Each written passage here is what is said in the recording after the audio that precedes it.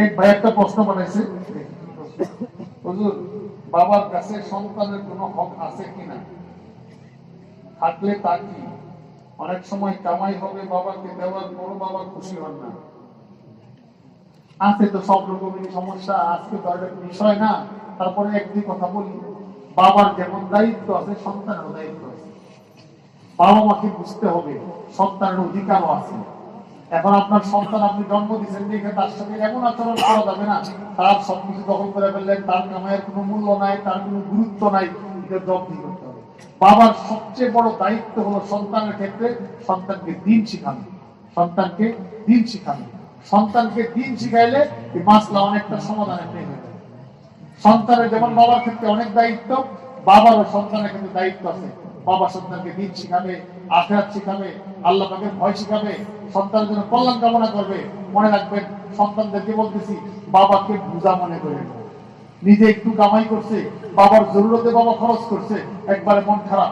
এক হাদিসে ঘটনা আছে, এক লোক রাসূলের কাছে বিচার লাগাইছে, ইয়া রাসূলুল্লাহ, আমার বাবা আমার সব খেয়াল, আমার বাবা আমার সব সন্তান সম্পদ খেয়াল করে। কিছু রাগ হয়েছে, সন্তান মালিক হয়েছে, তার সম্পদ আছে, একবারে বাপের সব খায় ফেলবে, এটা আবার কেমন মামার কোন ডেকে নিয়ে বিচার করবে।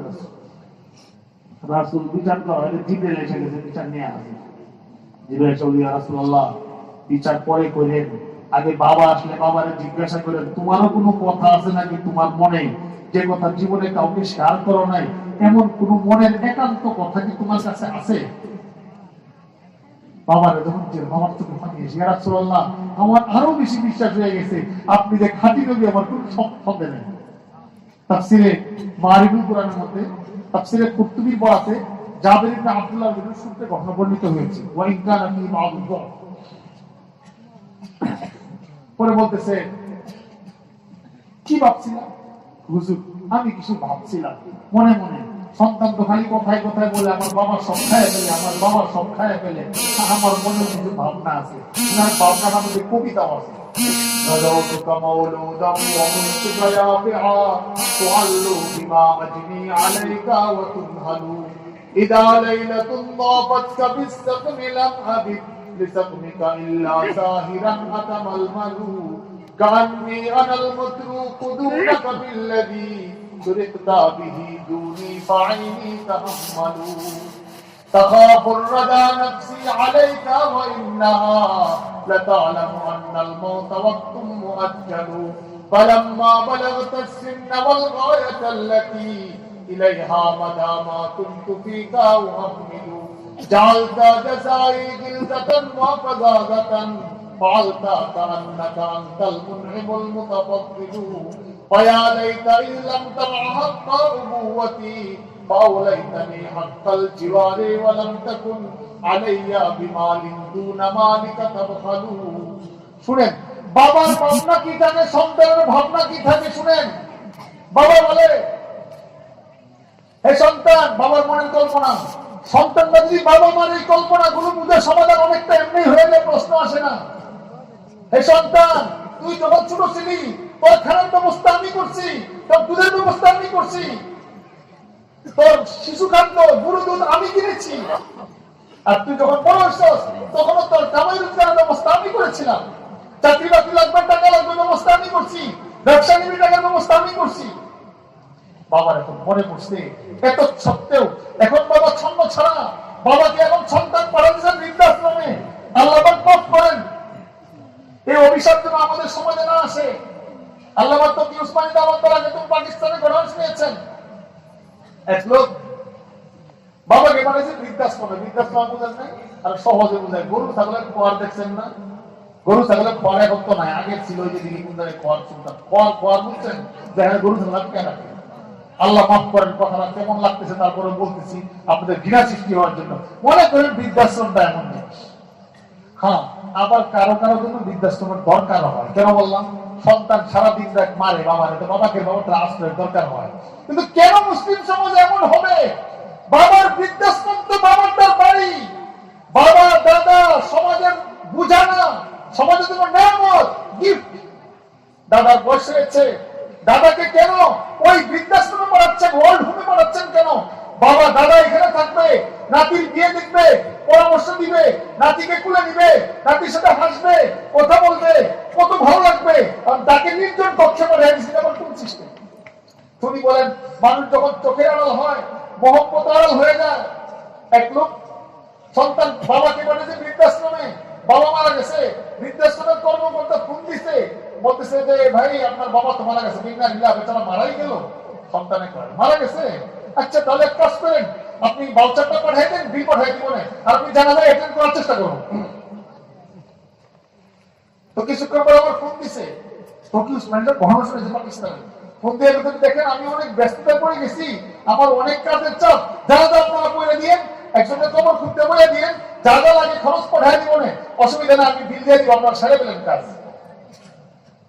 এটা হয়েছে কিভাবে? বাবাকে না দেখতে দেখতে বাবার সাথে সম্পর্ক নাই, এমন দূরত্বের সম্পর্ক সৃষ্টি হয়েছে, বাবার কথা মনেও পড়ে।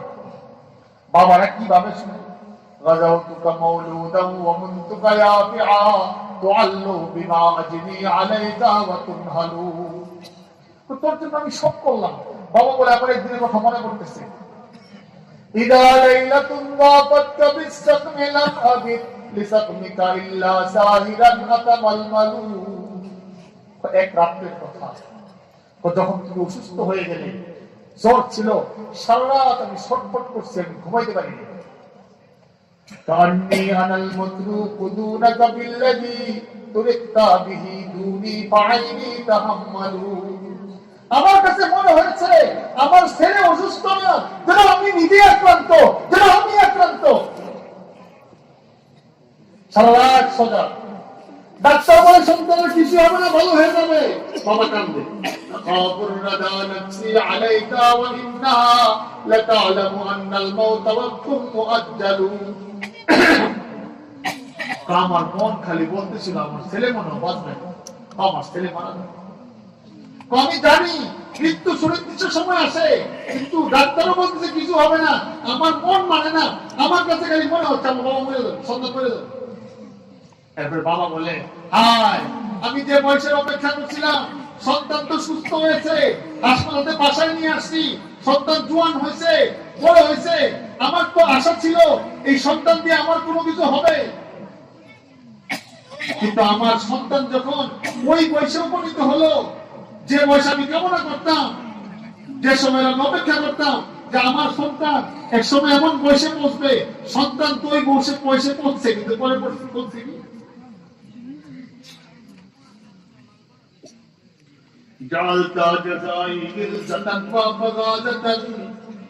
এখন তুই বাবাকে, তুমি আমাকে, আমি এত কিছু করলাম, এটার বদলা দিলে এখন ধমক দিলা, কঠোর আচরণ দেখে না, আমার সাথে দুর্ব্যবহার। কারে সন্তান তুই যদি বাবার মূল্য আমাকে না দিতি, কমপক্ষে এলাকার একজন মুরব্বির মতো আমার একটু খোঁজ খবর নিতি, তাহলে তো মনের সান্ত্বনা পেতাম। আরে ভাই, সন্তানকে দিন না শিখাইলে এমনই হবে, সন্তানকে দিন না শিখাইলে এমনই হবে। সন্তানকে প্রকৃত অর্থে দিন শিখান। আমি আমাদের মাদ্রাসাটা কোনো লোক সামলাইতে পারলাম না, বলেই দিই আপনাদের। আমাদের এখানে পড়ে এক ছাত্র, এখন কি করে যায় না, রাখি তার বাবা মা হজে গেছে, আমরাও ছিলাম সফরে, বড় ভাই রহমতুল্লাহ ছিলেন, একসাথে হজে গেছে। আমার এখনো মনে পড়ে, তো রাফি যখন উঁচাতে বাসা ছিল, তার বাবাকে এসে ডাইরেক্ট কুলে করে নিয়ে চলে আসলো। আমি অনেকের চোখে পানি দেখছি, আমাদের দেশে হুজুর সন্তান এমন হওয়া, বাবার জন্য এত কিছু করতেছে, আমার এখনো দৃশ্য মনে হচ্ছে। একদিন রাফি তার বাবাকে নিয়ে আসছে আমার রুমে, আয়সা বলতেছে হুজুর, আর তার বাবা কইতো হুজুর সন্তান আমার এমন খেদমত করে, বলছে হুজুর আমি যে হজটা করতে পারি দোয়া করেন। তো আলহামদুলিল্লাহ আমাদের কবরগঞ্জে অনেক পরিচিত লোকজন ছিল, যাদেরকে আমরা নাম করে চিনবে, তারাও হুজুর সন্তান এমন করে বাপের জন্য। মদিনায় গেছে, তো একদিন বলতেছে আমাদের হস্ত হয়ে গেছে, আলহামদুলিল্লাহ হুজুর এখন একটু আল্লাহর নবীর কবরটা একটু দেখতে পাচ্তাম। তো ওইখানে নিয়ম গুলো হুইল চেয়ার যদি আপনি নিয়ে যান, সিরিয়াল দিয়ে দিব তাড়াতাড়ি। রাফিরও সহজ হচ্ছে, তার বাবার এসে সুন্দর করে একবারে ভিতর দিয়ে একবার কাছে দিয়ে কবর জিয়ারত করে নিয়ে আসছে। যেদিন আমাদের ফ্লাইট হবে আমরা চলে আসবো, মদিনা থেকে ফ্লাইট ছিল, তো আমরা তারপরে শিবিরের মধ্যে আগে চলে গেছে, আমরাও গেছি, মনে গেছি সব ঠিকঠাক মতন হয়ে যাবে, বাস এক জায়গায় আটকে আছে ইমিগ্রেশনে, যে না এটা অনেক মারাত্মক অসুস্থ, এই লোকরে বিমানে ফ্লাই করা যাবে না। তাও তো খুব চেষ্টা করছে, কোনো রকম বাংলাদেশের হজ হয়ে গেছে, প্যারালাইজ, বাংলাদেশে চলে যায়, হুইল চেয়ারটা হজ করাইছে, বাস আল্লাহ পাকের ফয়সালা ছিল, আমাদের ফ্লাইট হয়ে গেছে, আমরা এসে গেছি, বাকিরা আসতে পারে নাই, ওই বাবার কারণে তাও আসতে পারে না, বিমানের সিট খালি আসছে। তো আল্লাহ পাকের ফয়সালা ছিল মদিনাতে বেচারার মৃত্যু হয়েছে, জান্নাতুল বাকিতে কবর হয়েছে। বড় ভাই রহমতুল্লাহ নিজে গোসল কাফন দাফনের ব্যবস্থা বড় ভাই নিজে করছেন, সাথে আরো আমাদের লোকজন ছিল। তো ওই সময় দেখছি অনেক ভাইয়ের চোখের পানি, যে সন্তান বাবার জন্য কত খেদমত করে। সন্তানকে দিন শিখান, তার মন নরম থাকবে। সন্তান দিয়ে চায় কি মানুষ? আমাদের ঢাকা আমাদের এক বন্ধু বড় বড় ডাক্তার, সন্তানকে দেখতে পারে না, সন্তানের মিশনারি স্কুলে পড়তো, পরে মাদ্রাসায় চলে আসছে। বাবার কি রাগ, বাবা আগে অন্য টাইপের ছিল, আমরা বাসায় কিছু দাওয়াত দেওয়ার জন্য, শেষ দিকে আলহামদুলিল্লাহ বেচারা পরিবর্তন হয়েছে, দাঁড়িয়ে রাখছে, বড় ডাক্তার ছিলেন। প্রথমে বলতো এই সন্তান আমার পূজা, এখন তো এই আমার কামে লাগবো, বাকি ঠিক ওই জায়গা জমিনে দৌড়াইবো কদিন করে, যা হওয়ার ঘোরার তাই। ওই জানাজা করার ওই ছেলে, দোয়া করে ছেলে, ছেলে বলে আল্লাহ হুম্মা ফিরলে হাই দিনা আমায় দিনা। আমাদের এই এলাকার আমার পরিচিত সবুজ, আপনারা সবাই চিনবেন, ওনার ভাই না বোন জামা মারা গেছে, আমি অসুস্থ ছিলাম, তো জানা যায় গেছে। তো ছেলের নাম দমন আমাদের দোকানা পড়ে। তো সে জানা আমাকে খুব কান্না করতেছে, আমি একদম পিছনে দাঁড়াইছি, কিছু কথা বলতে, আমার সন্তানের বাবা মারা গেছে। আমি খুব তার দিলের সত্যনামি এবং টেনশন আমি খুব অনুভব করছি, উপভোগ করছি, অনুভব না উপভোগ করছি। উপভোগ কেন বললাম? বাবার তাকবীর বলতেছে, চোখে পানি, কান্না করতেছে, আল্লাহু আকবার বলতেছে, মনের মধ্যে ভয়, মাদ্রাসায় পড়ছে, আল্লাহু মাগফিরলি হাইয়িনা ওয়া মাইয়িতিনা জানে। সে যখন বলবে হে আল্লাহ আমার আপনি মৃতদেরকে মাফ করেন, আমার বাবাকে মাফ করেন, তার মনের যে আবেগ থাকবে, এই আবেগ কি অন্যরা পাবে জীবনে? আর এই জিন্দেগিতে কি হবে? সন্তানকে দিন শিখান, যে সন্তান আপনার কবরের কাছে যায় বলবে হে আল্লাহ আমার বাবাকে মাফ করেন, অনেক সহজ, অনেক বুদ্ধিমান। আমরা মনে করতেছি আমরা খুব বুদ্ধিমান, কিছুই বুদ্ধিমান না। ঢাকা চৌধুরীর অনুষ্ঠানে বলছিলাম, আমার সন্তান হাফেজে কুরআন হোক, আলেম হোক, এটা আমার কাছে হাজার হাজার কোটি টাকার তেমন দাম বেশি। এটাই কাম, এটাই কামাই, এটাই বড় কামাই। সন্তানকে আসল মানব সম্পদ বানান, মানব সম্পদ বানান। আমাদের মাদ্রাসা, আমাদের মাকসাদ এটাই যে আমাদের বাচ্চারা, আপনাদের বাচ্চারা পড়বে, দিন শিখবে, সোমবারে বয়ান হয়, আমরা এগুলো শোনাই। বাবার সাথে আচরণ কি করবে, মার সাথে আচরণ কিভাবে করবে, আখলাক কিভাবে বানাবে, মানুষের সাথে ব্যবহার কিভাবে করবে। শেষ করতে যখন কান্না করে অভ্যাস হয়, এটা কিছু আসল বাড়ি কেউ থাকে, কিছু ছুটে গেল, কিছু না কিছু রং থেকেই যাবে ইনশাআল্লাহ। মাঝে মাঝে এটা দেখে ছাত্ররা কি করে। পুকুরিয়া দারুল হুদা মুহিসুন্নাহ মাদ্রাসা আলহামদুলিল্লাহ এই সব বিষয়কে সামনে রেখে ফিকির করে চলে। আল্লাহ পাকের শুকর। তালেবে ইলমদের আপনারা তো শুধু আমলের সাইড দেখেন, এটা আপনারা দেখবেন, এটা স্বাভাবিক কথা। আলহামদুলিল্লাহ লেখাপড়ার মান আল্লাহ পাকের শুকর।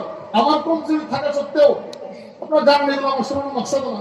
আলহামদুলিল্লাহ তালেবে ইলমে যখন আসি, সারাদিন আমাদের এখানেও পড়াই, ঢাকাও পড়াই, বিভিন্ন জায়গায় পড়াই, কিন্তু এখানে এসে আলহামদুলিল্লাহ লেখাপড়ার মান এবং বুনিয়াদ মজবুতি এখানে অনেক বেশি বৃদ্ধি পাই। আসলে আমি ঢাকাতে বলি মাঝে মাঝে একই জামাত তখন এখানেও পড়াই, এখানে পড়াই, আমি তো আমাদের পুকুরে বলাবলি সব মুখস্থ করে ফেলে, তোমরা দিয়ে করতে পারো না, অথচ সব ঘনিষ্ঠ ছাত্র তাদেরকে পড়াই ঢাকা। আল্লাহর শুকর আলহামদুলিল্লাহ। আপনারাও এটা অন্য কোনো কিছু না, আপনাদের দোয়া, আন্তরিকতা, ফিকির। আমরা ভোট টোট পরীক্ষা কোন সার্টিফিকেট নিয়ে দাঁড়াই না, চিন্তাও করি না। আমরা চিন্তা করি আল্লাহ পাকের মূল্যায়ন, আসল মূল্যায়ন।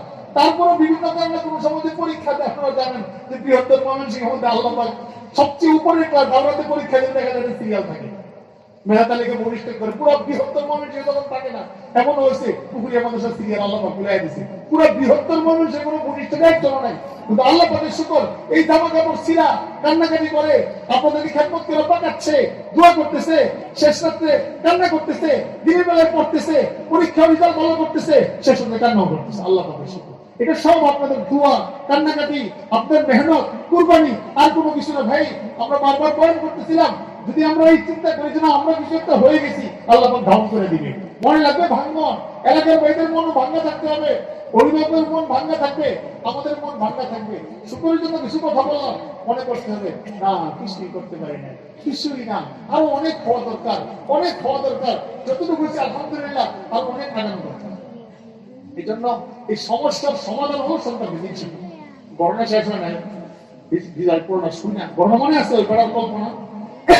সব যুবকরা চিন্তা করা চাই, সব বাবা মারা এগুলো ভাবে, সন্তান ভাবে সন্তানের জায়গায়, সন্তান চিন্তা করে 10,000 টাকা দিয়ে আমি আমার বাবার চেয়ার কিনে দিলাম, তা গিজার লাগাই দিলাম, পানি 5,000 টাকা আমার খরচ হচ্ছে, আমি বাবার একটা জামা কিনে দিলাম, 3,000 টাকা দিয়ে হুজুর কফর করে বাবার কিনে জামা এনে দিচ্ছি। আচ্ছা, ভালো করে খেয়াল করে, ওই বেড়া কিন্তু জীবনেও কয় না যে বউর একটা শাড়ি কিনে দিছি অথবা একটা থ্রি পিস কিনে দিছি 10,000 টাকা না, জীবনেও কয় না। অথচ কিনছে 10,000 টাকা দিয়ে, কারণ শোনায় না।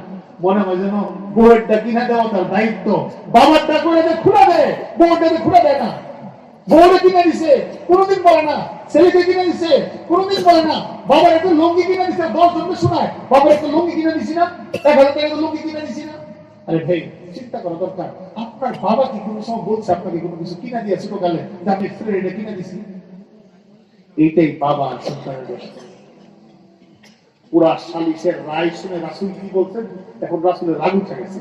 সামনে আসো তো, রাসূল কারীম সাল্লাল্লাহু আলাইহি ওয়াসাল্লাম এইভাবে ধরছে, কলারে ধরছে, শোন, আনতা ওয়া মালুকা লি আবিকা, তুই আর তোর সব সম্পদ তোর বাবা। রাসূলের ধমক, আনতা ওয়া মালুকা লি আবিকা, তুই এবং তোর সম্পদ সব তোর বাবা। এই জন্য শুধু খালি বাপে খায়ালা, বাপে খায়ালা, বাপে কত দুঃখ খায়, বাবা কত দুঃখ খাবে, বাবা বুড়া মানুষ কত দুঃখ খাইতে পারে। বাবা বিদেশ থেকে টাকা কামাই করে 5 লাখ টাকা, মাত্র 5 লাখ টাকা বাবার পিছনে খরচ হয় না, তো বাবা সব সম্পদ খায় ফেলে। আপনার বিবিকে যে মাসে 50,000 টাকা দিচ্ছেন, বিবি খায় ফেলে কোনো সময় বলে না, খালি বাপে খায় ফেলে, মাই খায় ফেলে, বাবাই খায় ফেলে, মাই খায় ফেলে। কি কোন প্রশ্ন? হ্যাঁ, এত ছোট্ট আমরা বলবো বাবা মারও ইনসাফ থাকা চাই। সন্তান 5 জন, 4 জন, 3 জন, 2 জন, এখন একজনের মধ্যে সব চালায় দিলেন, আরেকজনের সব শেষ করলেন, আরেকজনের কোনো ইয়াই করলেন না, এমন না। বাবা মারও দায়িত্ব সন্তানের প্রতি সমতা রক্ষা করা, এবং সন্তান কোনো কিছু করলে এটা মূল্যায়ন করা চাই। তারপরেও আমার কথা আগে দেয় যে বাবা মা খায় কি আমি তো জানি না, এত বাবা মা কই খায় ফেলে, বাবা মা খানা খায় না, ওষুধ খাওয়াতে হয়, কত রূপসালের ভাত খায়, খালি যে বলেন বাবাই খায় ফেলে, বাবাই খায় ফেলে, মা খায় ফেলে। রাসূল বলছেন আনতা ওয়া মালুকা লি আবিকা। এই জন্য ভাই বাবা মার সাথে খুব সদাচরণ করতে হবে। কথা বুঝতে পারছেন ইনশাআল্লাহ? এই ভাইয়ের যে কষ্টের উত্তরে একটি কথা বললাম, আলহামদুলিল্লাহ।